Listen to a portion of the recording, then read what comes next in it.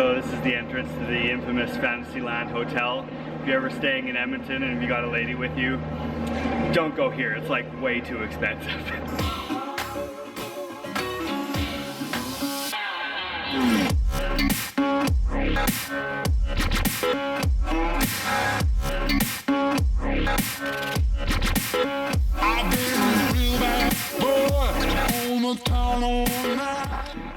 Okay, finished up all my business in Edmonton. So after this, I'm gonna head back to Grande Prairie, home base. But every time I do this, it's always habit. I go to West Edmonton Mall and do my little laparoo. I usually don't buy anything. I don't know why I do this. It usually just prevents me from getting on the road earlier, but whatever, it's happening. Fun fact about West Edmonton Mall, it used to be the biggest mall in the world at some point. There's probably some other mall that's bigger now, I think.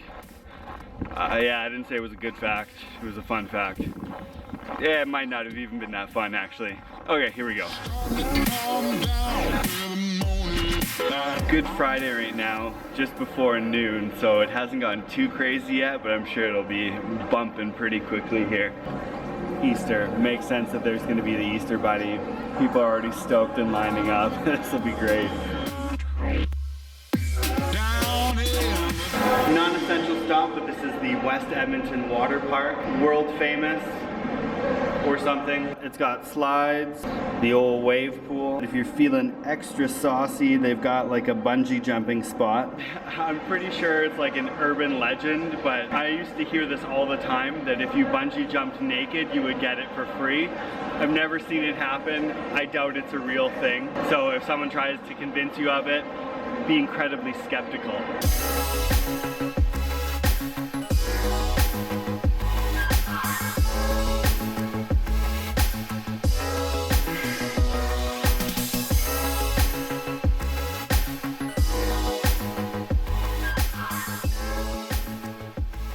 So this is the other world famous spot, the Galaxyland amusement area. And fun little fact, this used to be called Fantasyland, I'm pretty sure. I don't know, this isn't mall facts, but it's close enough. They used to be called something else, and then Disney had a problem with it, Disneyland, so there was some big hubbub, and now they're called Galaxyland. Now you know, or you more or less know. I'm not too sure about all the details. It's like Florida. I'm not going on any rides, but I do happen to have a toonie.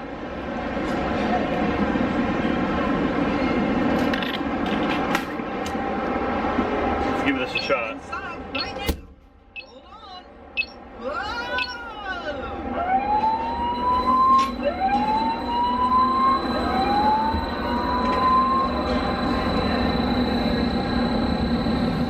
Not so bad.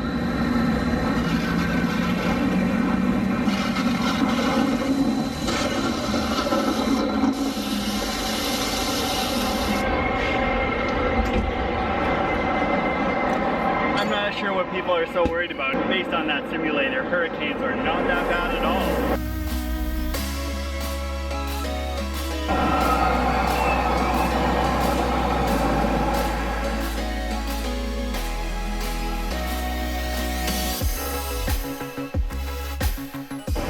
So there's this one area of the mall that's kind of like a Chinatown. They've got a massive supermarket and then some various other you know, Chinese themed places. There's also a bubble tea spot, which I don't really need right now,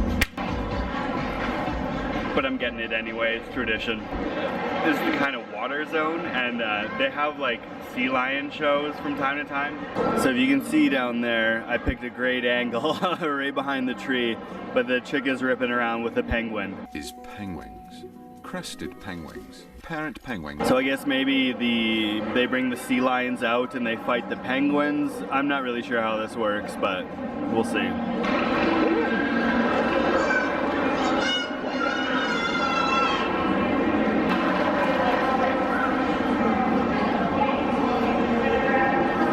So as it turns out, they don't actually have the sea lions do battle with the penguins. I totally misinterpreted the purpose of the show.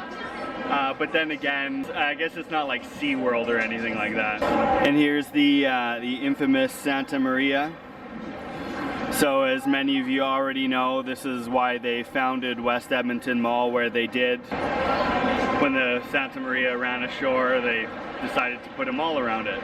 Now you know. The first store, of course, was the Cinzeo, followed shortly by the Booster Juice over there.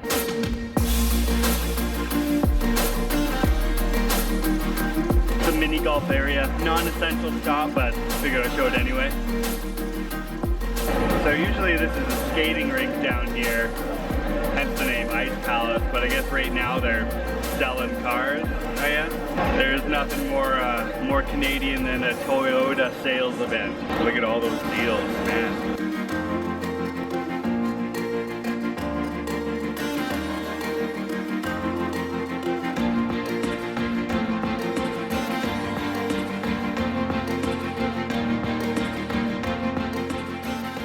Then they always have like the draw for some sort of fancy sports car. And then, I don't know, I guess people like taking their picture beside it. Check out this car that I don't own. To be fair though, it's a pretty sick whip.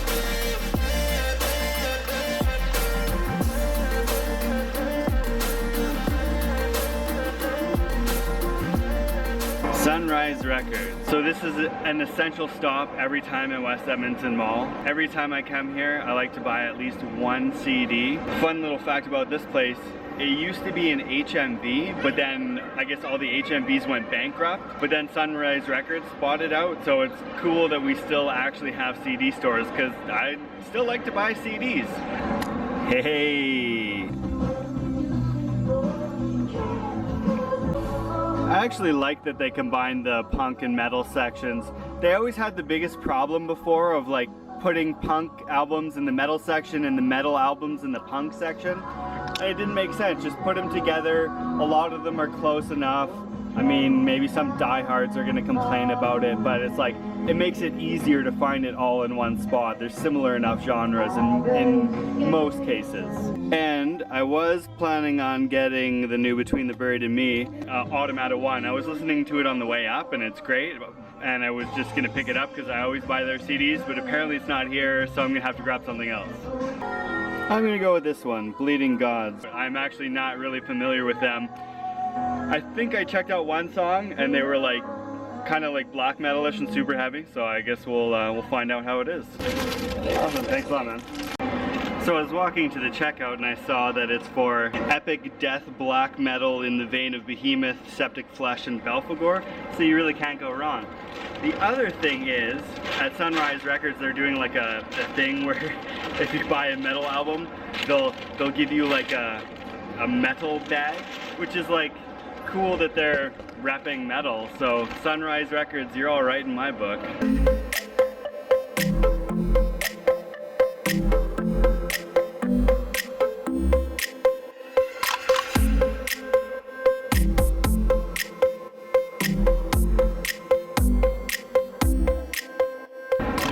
This is a theater area. They used to have a dragon that would blow fire every like hour or something like that, but now it's not here, so you can't see it. Okay, moving on.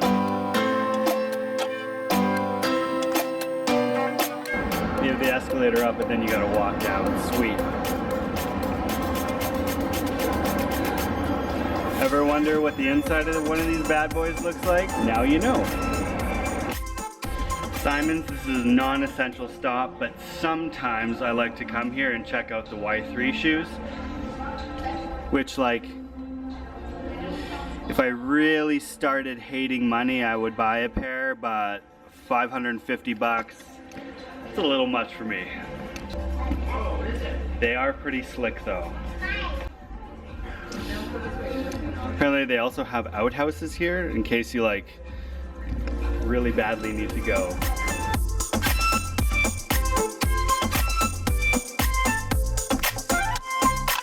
Tucked over in a little corner here, we do have a store that is an essential stop, and that's the G-Star Rock. I like their clothes, which I happen to be wearing a G-Star jacket right now. They're comfortable. They are a little bit expensive, so here's a hot tip. I never buy it unless it's on sale. Speaking of the Netherlands, this place kind of reminds me of Amsterdam. Neat. Didn't grab anything from G-Star. They had some sales. The staff was really helpful, but unfortunately nothing there that really got me this time.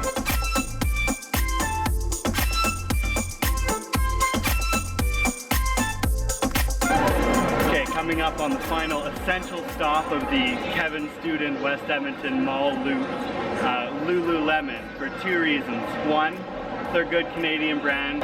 Two, because they're super comfortable. I mean, you can't deny it. And if you deny comfort, then I cannot abide. So let's check it out. Yeah, it was decent. I actually ended up buying a shirt, which was expensive, but I happen to have a gift card, so it worked out great. So this concludes my very specific guide on how I shop at West Edmonton Mall. Thanks for checking out my video. I'm about to hit the road, so I'll catch you all later. Deuces.